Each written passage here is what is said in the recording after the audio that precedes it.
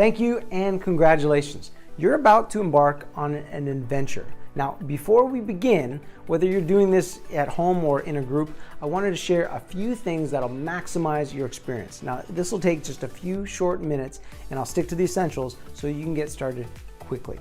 Now, for those of you that want more, I'll go over the ideal FSC setup at the very end, and should you want to go into a deep dive into some of the theory behind the FSC, there will be links.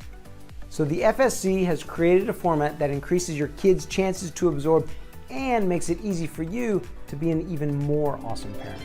Now, we hope that this setup balances a consistent delivery with your personal understanding of the needs of your kids, because with your guidance and support, the emphasis moves from what the teacher is doing to what the students are doing. As I'm sure you're aware, content alone represents maybe 1/3 of the absorption factor. I mean, how much test and forget did we all go through in school? So the FSC is about developing real life skills, not simply memorizing facts. Like a 9-minute video takes 9 minutes to go through only if it's watched passively, which is okay if you only want to understand a concept. And understanding is not the same as absorbing it. I mean, how much get and forget Google facts do we go through every day? We want active participation. Our goal is to maximize your kids' chances to learn.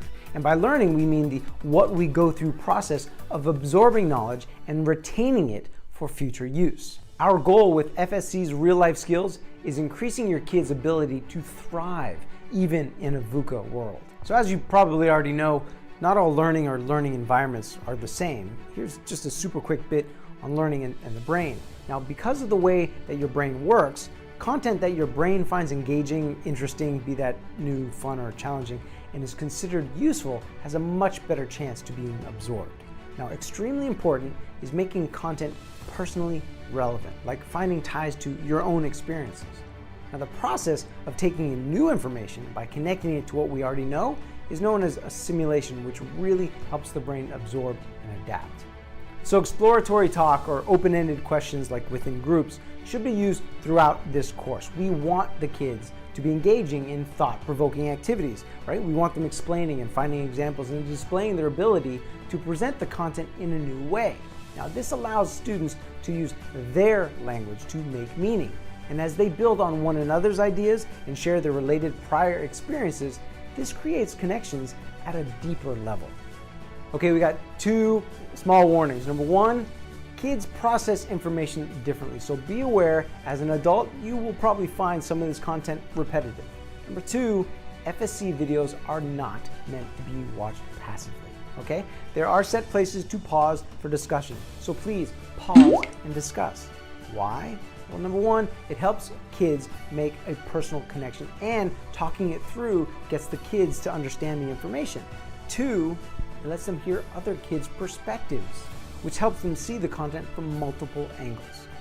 Okay, so with that in mind, the focus of the activities of the first 3 classes is to create some personal buy-in with the kids and the course, as well as some kind of connection with me, which is, if successful, significantly increases the chances of them absorbing future content. Okay, if you're doing this in a group setting, and just in case the kids are not already familiar with each other, please invest an hour or so getting everyone to know each other using fun icebreaker games. Now, the FSC should be seen as a fun adventure, not more homework. Ugh. A typical FSC class requires 20 to 50 minutes. It's up to you regarding how much time is spent interacting. So before the class, you want to prepare their mind for learning. Now, this takes 2 to 5 minutes. So you create a routine, you clean up the environment, you do some quick physical exercises, and you put up our starting quote. Now, at the beginning of each class, you want to set the stage for learning. So that's like 4 to 10 minutes. This is when you read out loud and discuss the starting quote. Now, here, I want you to use positive, emotionally charged questions about experiences related to the content. Here, we're connecting and linking to what they already know. So you ask them personal examples related to the quote, like, give me a personal example of how the quote, all things are difficult before they are easy, has applied to you. Now, when you do this, it answers that unspoken, what's in it for me? Why should I care? How am I going to make use of this? Again, our goal here is to make the content useful and helpful. If there are no starting quotes, ask review questions that show how they've used or applied the content, like what did their parents think of the $100 million question? Now, by hearing different but related examples, it helps make stronger mental connections. Okay, then you play the video, which should be 10 to 30 minutes. Here's where you stop to ask questions, right? You want to ask them, has this ever happened to you? What does this mean to you, using in your own words? You can also ask them, how does this relate or is this connected to previously discussed things like the brain, the mind, and the body? Okay, immediately after the video content is introduced, take 4 to 10 minutes and have the kids use that information. Go around the room and share what was their favorite part, or you can have them order the content according to what they like best. If you have it, you can use the FSC journal and write their favorite piece of information and then ask them, how would you apply that to improve their lives? Or you can take a piece and whatever their favorite part is and put it on the FSC wall. As promised, here is the FSC ideal setting and then one final tip. Now, the ideal setting for the FSC course is done as a final unit in the 5th grade.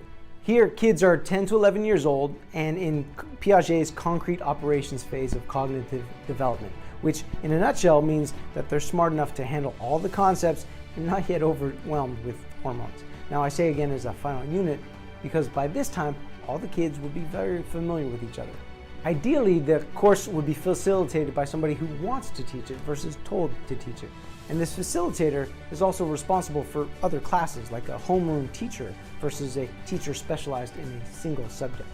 Now, ideally, the content is reinforced at other times because there's so many opportunities to integrate the FSC content with the sciences, the social studies, English, or even as extracurricular activities. I mean, think about it. Creating a presentation of your favorite cognitive bias to teach others, creating a presentation, you got to practice, you got public speaking. I mean, the kids can do this as a team or as a group project. Okay, all that said, you could just as easily do this at home at the dinner table a few times a week. So here we go. Final tip for the parents, it'll make you feel like the expert. Take a few minutes and watch the video before sharing it with your kids. That'll help you feel more familiar with the content and you'll be ready for the pause and discussion bits. All right, let's get to it. Oh, by the way, if you don't learn anything along the way, I'll refund your money. Seriously.